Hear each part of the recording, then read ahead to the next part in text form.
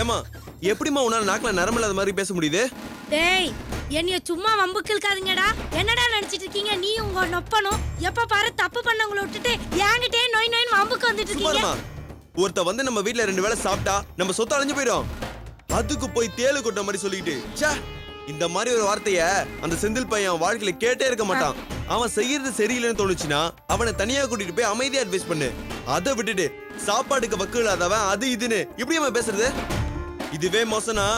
அதை விட மோசம் நீ செண்பா கிட்ட நடந்துக்கிட்ட விதம். ஏமா உனக்கு கால் உடஞ்சு போச்சுன்னு அவ இங்க வந்தா, அவகிட்ட போய் நாங்க எங்க குடும்பம் நடத்துறோமா அது இதுன்னு அந்த மாதிரி நம்ம பேசுவ. என்னால நினைச்சு கூட பார்க்க முடியலமா. பாவம்மா செண்பகா, அவ எப்படி அழுதான்னு பார்த்தல. நீ இப்படி நடந்துக்கிறது உனக்கு நல்லது இல்லம்மா. ஆமா, அவ பெரிய கண்ணகி. அவ விடுற கண்ணீர்ல அப்படியே என் குடி முழுகி போறதுக்கு. அவளை நினைச்சு உங்க அப்பா உருகுனாருன்னா அது தங்காச்சி மாவான்னு அர்த்தம். நீ ஏன்டா இந்த உருகுற? ஓஹோ, இந்த செந்தில் பையன் மாதிரி நம்மளுக்கும் அவ முறை பொண்ணு தானே. நாம கணக்கு பண்ணா என்னன்னு நினைக்கிறியோ? லவ் பண்றீங்களாங்க? புத்தி போது பாரு உனக்கு. இயல்பான ஒரு பழக்கத்துக்கும் காதலுக்கும் கூட வித்தியாசம் தெரியாத ஜடானி. உனக்கு போய் புத்தி சொல்ல வந்த பாரு, ஏன் தப்பு. அப்பா ஏன் எல்லாத்தையும் கேட்டுட்டு சும்மா இருக்காருன்னு எனக்கு இப்பதானே புரியுது. சொன்னா உனக்கு ஏதாவது புரிஞ்சாதானே? இனிமே சொன்னாலும் எப்படி சொன்னாலும் திருந்த போறது இல்ல. திருந்தாத ஜென்மத்துக்கு என்ன சொல்லி என்ன பிரயோஜனம்? தொண்டை தண்ணி பத்தினது தான் மிச்சம். அதான் அப்பா உன்னை எப்படியோ போய் தொலைன்னு விட்டாரு. இப்படி உன்னை ஒவ்வொருத்தர விட்டுட்டாங்கன்னா நீ ஒத்தையாளா போயிடுவேன்னு உனக்கு இப்ப புரியாதுமா. எல்லாரும் போனதுக்கு அப்புறம் தான் உனக்கு புரியும். எங்களுக்கு புரியும் போது புரியட்டும். அப்பே நாஞ்சில் நாட்டு வள்ளுவர்னா மோவே காரக்குடி கம்பனாத்தான் இருக்கான். வந்து வாச்சதுதான் சரியில்லைன்னா பிறந்தது வாய் முடுமா. சும்மா எதுக்கு எடுத்தாலும் ஏதாவது ஒரு நைன்னு ஆரம்பிச்சிருவேன். பாவம் செண்பகா, இஷ்டமே இல்லாம அவங்க அத்தை வீட்டுக்கு போய் இப்படி சிக்கிக்கிட்டா. எத்தனை மணி ஆச்சு பாரு, இன்னும் காணோம். அவங்க அத்தை இன்னும் என்ன பாடுபடுத்துறாங்களோ.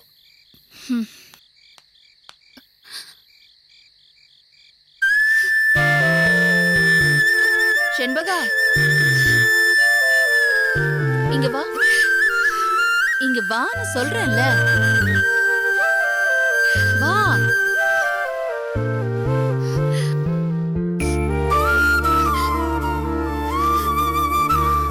என்ன செண்பகா, என்னாச்சு? ஏன் அழுதுட்டு இருக்க? செண்பா, என்ன ஆச்சு? எதுக்கு அழுகுற? என்ன பிரச்சனை? சொல்லுமா. ஏம்ல கேக்குறாங்களா? சொல்லே, சொன்னாதான் விவரம் புரியும். இரு இது பாரு, முதல்ல அழறத நிறுத்து. இங்க வா, உட்காரு.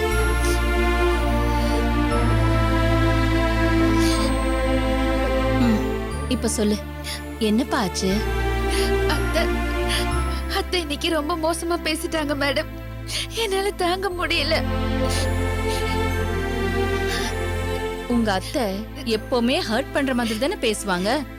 நல்ல விதமா பேசுறதுக்கு தான் உங்களுக்கு தெரியாதே. அதானே அந்த மகாராசி புதுசா பேசின மாதிரி வந்து அழுதுட்டு இருக்க. எதுனாலும் பேசினா 4 வாரம் திருப்பி கொடுக்க வேண்டியதானே. இங்க வந்து அழுதுட்டு இருக்க. மத்த நாள் பேசினதுக்கும் இன்னைக்கு பேசினதுக்கும் நிறைய வித்தியாசம் இருக்கு மேடம். இன்னைக்கு ரொம்ப அசிங்கமா பேசிட்டாங்க. அசிங்கமா பேசினாங்களா? ஒன்னு கூட ஒருத்தர் அசிங்கமா பேச முடியுமா? என்ன சொன்னாங்கம்மா அப்படி? இன்னைக்கும் செந்தில் அவங்க வீட்டுக்கு வந்திருந்தா மேடம். நீதான் டெய்லி அவனுக்கு வர சொல்றியோ? நீங்க 2 பேரும் லவ் பண்றதுக்கு கலாவறதுக்கும் என் வீடுதான் கிடைச்சிச்சோ? நான் என்னங்க லாச்சா வச்சு நடத்திட்டு இருக்கேன் உங்க இஷ்டத்துக்கு கூத்தடிக்கிறதுக்கு?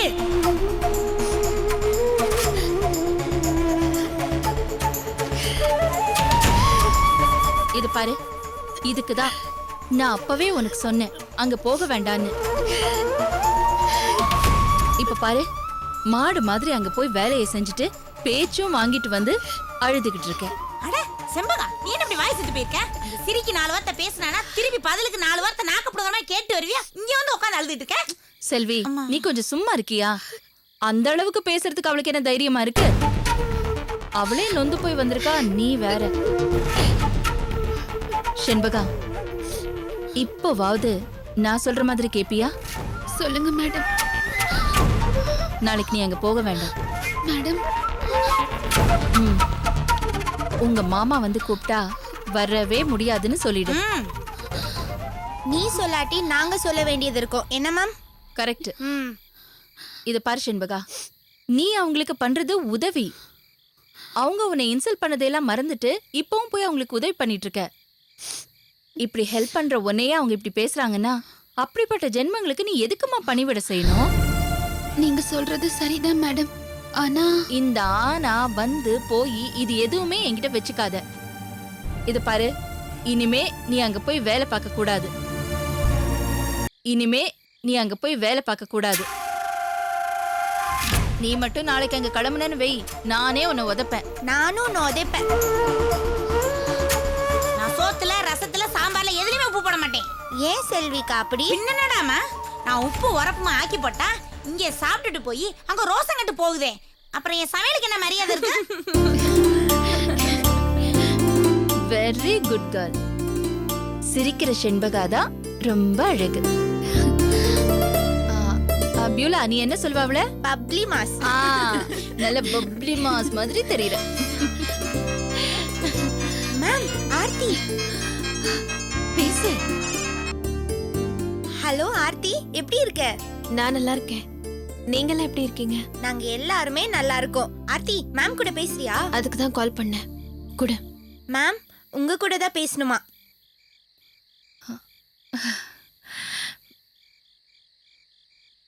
ஆர்த்தி, எப்படிம்மா இருக்க? நான் நல்லா இருக்கேன் மேடம். ஏய் ஆர்த்தி, ஏம்மா அழற? உடம்புக்கு ஒன்றும் பிரச்சனை இல்லையே? ஒன்னும் பிரச்சனை இல்லை மேடம். அழாதம்மா ஆர்த்தி. மேடம், தயவு செஞ்சு என்ன மன்னிச்சிருங்க மேடம். உங்க பொண்ணா நினைச்சு என்ன மன்னிச்சிருங்க மேடம். Please madam. உன்னை நான் பொண்ணாதாம்மா நினைச்சேன்.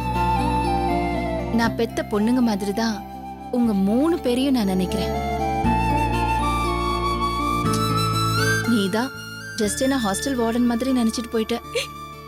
இல்ல மேடம், நிச்சயமா நான் அப்படி நினைக்கல மேடம். உங்ககிட்ட சொல்லாம வந்தது என் மனசு ஒருத்துக்கிட்டே இருந்துச்சு மேடம். அதனாலதான் போன் பண்ணி உங்ககிட்ட சாரி கேக்குறேன்.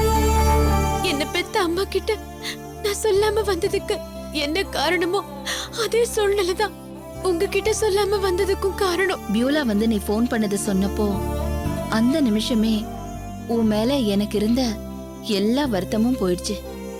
இது பாரு, நீ எங்க இருந்தாலும் நல்லா இருந்தா எனக்கு போதும். Thank you madam. அந்த பையனும் உன் கூட தானே இருக்கான்? ஆமா மேடம். அவன் எப்படி, நல்லவனா? ரொம்ப நல்லவர் மேடம். ஆர்த்தி, நான் ஒன்னு சொன்னா நீ கேப்பியா? சொல்லுங்க மேடம், நிச்சயமா நான் கேக்குறேன் மேடம். லேட் பண்ணாம உடனே கல்யாணத்தை பண்ணிக்கோ. ஏன் சொல்றேன்னா, இனிமே புருஷன் பொண்டாட்டியா நீங்க 2 பேருமே ஆயிடுறதா நல்லது. எந்த ஊர்ல இருந்தாலும் ஹஸ்பண்ட் அண்ட் ஒய்ஃபா இருக்கிறதா சேஃப்டியும் கூட. புரியுதா உனக்கு? நாங்களும் அதே ஐடியால தான் இருக்கோம் மேடம். ஓ, வெரி குட். ஆர்த்தி, ஒன்னு பண்றியா? உடனே கிளம்பி இங்க வந்துரு. நான் முன்னாடி நின்னு உங்க கல்யாணத்தை பண்ணி வைக்கிறேன். நீங்க சொன்னதே போதும் மேடம். ஆனா நாங்க இப்ப அங்க வர முடியாது மேடம். அப்பாவோட ஆளுங்க கிட்ட இருந்து தப்பிக்கிறதுக்காக தான் இவ்ளோ தூரம் வந்து ஒளிஞ்சிருக்கோம். நாங்க இங்கே மேரேஜ் பண்ணிக்கிறோம் மேடம். அதான் நல்லதுன்னு நினைக்கிறேன். சரிம்மா, உனக்கு எப்படி தோணுதோ அப்படியே பண்ணு. ஆனா உனக்கு ஏதாவது உதவி வேணும்னா தயங்காம என்கிட்ட கேளு. கேக்குறேன் மேடம். செண்பகா பக்கத்துல இருக்காளா மேடம்? ஆமா, இருக்கா. பேசணுமா? கொடுங்களேன். ஒரு நிமிஷம் இரு. உன்கிட்ட பேசணுமா? ஹலோ ஆர்த்தி, எப்படி இருக்க? நல்லா இருக்கு ஷென்பா. சாரி ஷென்பா, நீ ஒண்ணும் என்ன பத்தி தப்பா நினைக்கல. ஆரம்பத்துல நீ ரொம்ப திமிர் பிடிச்சவன்னு நினைச்சேன். உன் கதையெல்லாம் தெரிஞ்சதுக்கு அப்புறம் தான் ரொம்ப கஷ்டமா இருக்கு ஆர்த்தி. என்ன பண்றது ஷென்பா, எல்லாம் என் சூழ்நிலை. நீ ஒன்னும் கவலைப்படாத, எல்லாம் சரியாயிடும். நீ நல்லா இருப்ப. தேங்க்யூ ஷென்பா. எனக்கு உங்க எல்லாரையும் பார்க்கணும் போல இருக்கு. கல்யாணம் ஆனதுக்கு அப்புறம் உன் ஹஸ்பண்டையும் கூட்டிட்டு சீக்கிரமா வரணும். நிச்சயம் வருவேன். மேடம் கிட்ட கூட. மேடம். சொல்லுமா. உங்ககிட்ட நான் பேசினது எனக்கு ரொம்ப சந்தோஷம் மேடம். நீ எங்க இருந்தாலும் நல்லா இருக்கணும்மா. உடம்ப பாத்துக்கோ. சரி, வச்சிடுறேன் மேடம். சரிம்மா, பாய்.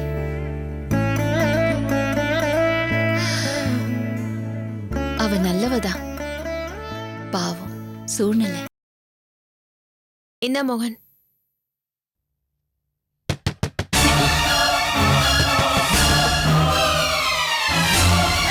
ஆர்த்தி, ஒருவேளை வெங்கடேசனா இருக்குமோ? இருக்காத, அவர்தான் வேலைக்கு போயிருப்பாரு. மோகன், வேற யார்? நான் ரத்னம். கதவை திற மோகன். ம்.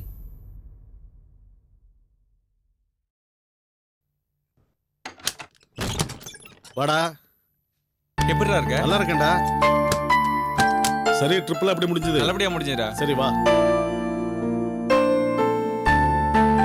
என்னம்மா எப்படி இருக்க? நல்லா இருக்கேன்டா. இந்தாங்க தண்ணி குடிங்க. ரத்னம், நீ வந்தது எவ்வளவு ரிலீஃபா இருக்கு தெரியுமா? ஆர்த்தி முகத்துல இப்பதான் சந்தோஷமே வந்திருக்கு. நீங்க 2 பேரும் தனியா உதவி ஒத்தாசைக்கு ஆள் இல்லாம இருக்கீங்களேன்னு ஒரு பயம். அதுவும் உங்களை தேடி ஆளுங்க வேற வந்துட்டாங்கன்னு சொன்னியா, ரொம்ப பயமா போச்சு. என்ன நம்பி வேற வந்திருக்கீங்க, உங்களுக்கு எதுவும் ஆயிடக்கூடாது இல்லையா? அதான் நான் சீக்கிரமா வந்துட்டேன். சரி, நல்ல வேலை இப்போவாது வந்தியே. வெங்கடேஷ் அம்சனே வந்தாரா? வந்தாரா. அவர் தான் வந்து நிறைய உதவி பண்ணாரு. அவர் மட்டும் வரலனா நீ நேரம் கதவை திறக்கும் போது பொண நாத்தம் தான் அடிச்சிருக்கோம். ஏய் வாய முர்ரா, ஏன்டா அப்படிலாம் பேசுற? அதுவும் இந்த பொண்ணை வச்சுக்கிட்டு. நிஜமாதான் அண்ணே, கேஸ் வேற தீந்து போச்சு. சமைக்கிறதுக்கும் வழி இல்ல. வெளியே போய் வாங்கலான்னா எங்க அப்பாவோட ஆளுங்க கண்காணிச்சுக்கிட்டே இருக்காங்க. இருந்த காய்கறிய பச்சையா சாப்பிட்டுட்டு ஒரு நாள் ஃபுல்லா பட்னியா தான் கிடந்தோம். ஆனா வெங்கடேஷ் அண்ணா தான் ரொம்ப ஹெல்ப்ஃபுல்லா இருந்தாரு. என்னம்மா அது, கேட்கவே கொடுமையா இருக்கேம்மா. எல்லாத்தையும் பார்த்தேன், கேஸ் விஷயத்துல பாக்கல. தனியாவே இருந்துட்டனா இதெல்லாம் தேவைன்னு ஒரு விஷயமே தெரியலமா. குடும்பம் குட்டின்னு இருந்தா தெரிஞ்சிருக்கும். எங்க ஒத்தாவே இருந்து பழகிட்டமா. சாரிமா. ஐயோ எதுக்குண்ணா சாரி? நீங்க பண்ண ஹெல்ப்ல தான் இன்னைக்கு நாங்க இங்க இருக்கோம். சரிம்மா, உனக்கு நான்வெஜ் சமைக்க தெரியும்ல? யாருக்கு? இவளுக்கா? இவளுக்கு சமைக்க தெரியுமா இல்லைங்கிறது இவளுக்கே இங்க வந்துதான் தெரியும். பாரு லைஃப்ல எவ்வளவு ரிஸ்க் எடுத்திருக்கேன்னு. ஒரு பக்கம் இவங்க அண்ணன் கத்தியோட விரட்டுறான், இவ ஒரு பக்கம் கரண்டியோட விரட்டுறா.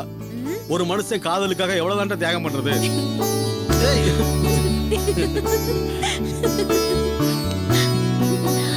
ரத்னம் அப்படியே சந்தோஷமா இருங்க. பார்த்தி எவ்வளவு வருத்தத்துல இருந்தா தெரியுமா? இன்னைக்கு தாண்டா அவ முகம் அவ்வளவு சந்தோஷமா இருக்கு. பாரு எவ்வளவு வெளிச்சம்னு. உதவி ஒத்தாசைக்கு ஒரு ஆள் வந்துச்சுங்கிற சந்தோஷம் தான். நீ ஏமா கவலைப்படுற? மோகன் உனக்கு துணையா இருக்கா, மோகனுக்கு நாங்க துணையா இல்லையா? அது இல்லண்ண, சொந்த அண்ணனே என்னை வெட்டி கூறு போடணும்னு ரொம்ப வெறியோட அலைஞ்சிட்டு இருக்காரு. ஆனா நீங்க என் கூட பிறக்காத ஆளு. நான் இங்க வரதுக்கு முன்னாடி நீங்க யாரு என்னன்னு எதுவுமே எனக்கு தெரியாது. இவ்வளவு கஷ்டத்துக்கு நடுவுல எங்க 2 பேருக்கும் ரொம்ப ஹெல்ப்ஃபுல்லா இருக்கீங்க. எங்க அண்ணன் உங்களை மாதிரி இருந்திருந்தா நாங்க 2 பேரும் இவ்வளவு கஷ்டப்பட்டிருக்க யாருமா மாட்டோம். கண்டாங்க? உங்க அண்ணன் என் இடத்துல இருந்திருந்தா என்ன மாதிரி இருந்திருப்பானோ என்னவோ. சரி விடு, அந்த அண்ணன் இல்லைன்னா இன்னொரு அண்ணன். உலகத்துல மனுஷங்களுக்கா பஞ்சம்? இதுக்கு போய் கஷ்டம் அது இதுன்னு பேசிக்கிட்டு விடுமா. வெங்கடேஷ் கிட்ட கோழி வாங்கிட்டு வர சொல்லியிருக்கேன், இப்போ வந்துருவான். நல்லா சாப்பிடலாம் என்ன? வெங்கடேசன் வேலைக்கு போயிருப்பார்ல? பெரிய கலெக்டர் வேலை. வாடான்னா வந்துட போறான், போடான்னா போறான். சிக்கன் வாங்குறதுலயும் மீன் வாங்குறதுலயும் பயங்கர எக்ஸ்பர்ட். ஓஹோ, இவனை பார்த்தாலே கடைக்காரனே அலறுவான். சூப்பரா சிக்கன் வாங்கிட்டு வர போறான் பாரு. அப்போ கஷ்டம் தான். என்ன கஷ்டம்? இல்லடா, அங்க எங்க தப்பி அப்படி அப்படியே நெல்லூர் வந்துட்டோம். நான் வந்து மாட்டதோட மட்டும் இல்லாம உன்னையும் மாட்ட விட்டேனே. என்னடா சொல்ற? இல்லடா, ஆர்த்தி சிக்கன் சமைக்க போறாள. ஆண்டவா, ஆர்த்தி சிக்கன்ல இருந்து எங்களை காப்பாத்து.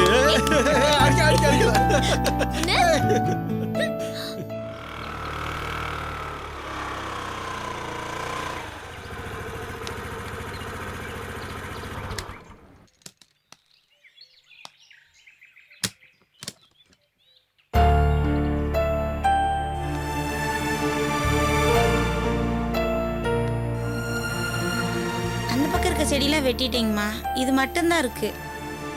நீங்க விடுங்கம்மா, நான் எல்லாத்தையும் அப்புறம் பார்த்து வெட்டிடுறேன். சார்,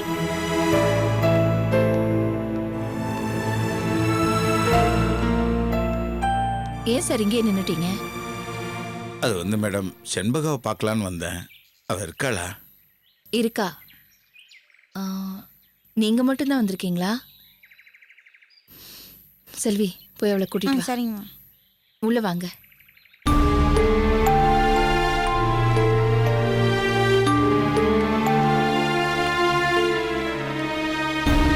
உட்காருங்க.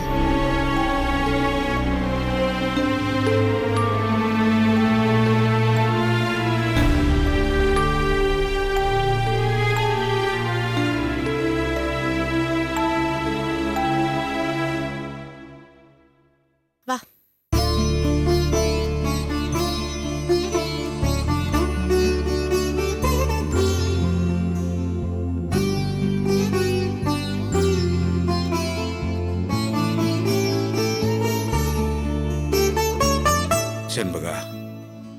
கூட்டிட்டு போறதுக்காக தாம்மா வந்திருக்கேன். என்னம்மா ஒன்றும் பேச மாட்டேங்கிற? மாமா மேல கோவமா? பின்ன கோவம் இல்லாம உங்க பொண்டாட்டி பேசின பேச்சுக்கு உங்களுக்கு மெடலா கொடுப்பாங்க? ஏங்கியா அதெல்லாம் ஒரு பொம்பளைன்னு அதோட எப்படியா குடும்பம் நடத்துறீங்க? பெரிய பிசாசால இருக்கு. என்னம்மா பண்ண சொல்றீங்க? சும்மா சும்மா நான் என்ன செய்ய முடியும்னு சொல்லாதீங்க சார் ப்ளீஸ். உங்களால என்ன வேணாலும் செய்ய முடியும், ஆனா நீங்க செய்ய மாட்டேங்கிறீங்க. ஆம்பளைங்க எல்லாம் ஒண்ணு அயோக்கியங்களா இருக்கீங்க, இல்லனா கோழைங்களா இருக்கீங்க. மேடம், என் பொண்டாட்டி செஞ்சது தப்புதான் மேடம். அதுக்காக நான் உங்ககிட்ட மன்னிப்பு கேட்டுக்கிறேன். ஆனா அவளை திருத்தணுங்கிறதுக்காக நான் ஏதாவது செய்ய போய் அவளோட கிறுக்குத்தனத்தால அவ குடும்பத்தையே ஒழிச்சு கட்டிடுவா மேடம். குடும்பம் நிம்மதியா இருக்கணுங்கிறதுக்காக தானே நான் எல்லாத்தையும் பார்க்க வேண்டியிருக்கு. ஏன் சார், இந்த உலகத்துல நீங்க, உங்க பொண்டாட்டி, உங்க குடும்பம் இவ்வளவுதான் இருக்கீங்களா? உங்க பொண்டாட்டி உங்க குடும்பத்தோட நிம்மதியை கெடுத்துட கூடாதுங்கிறதுக்காக அடுத்தவங்க நிம்மதியை கெடுக்கிறது உங்களுக்கு பரவாயில்லையா சார்? எவ்வளவு செல்ஃபிஷ் சார் நீங்க. உங்க பொண்டாட்டி, உங்க பிள்ளைங்க, உங்களையும் தாண்டி உலகத்துல இன்னும் எவ்வளவோ மனுஷங்க இருக்காங்க. உங்களுக்கு இருக்கிற மாதிரியே அவங்களுக்கும் மனசுன்னு ஒண்ணு இருக்கு. அதெல்லாம் பார்க்கவே மாட்டீங்களா? அதெல்லாம் கண்ணு முழிச்சுக்கிட்டு தான் தெரியும். சார் தான் கண்ணை மூடிக்கிட்டு குடும்பம் நிம்மதியா இருக்குன்னு தவம் பண்ணிட்டு இருக்காரே. பூனை கண்ணை மூடுனா அப்பாடா இருட்டு வந்துருச்சு, உலகமே இருண்டு போய் நிம்மதியா தூங்குறாங்கன்னு நினைக்குமா.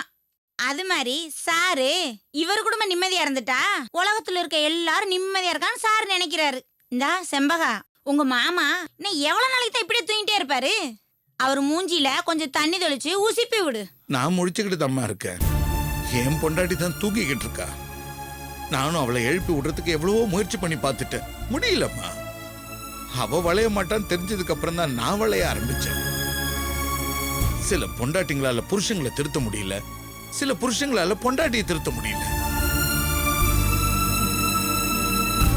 மனசு ரணகலமா தம்மா இருக்கு.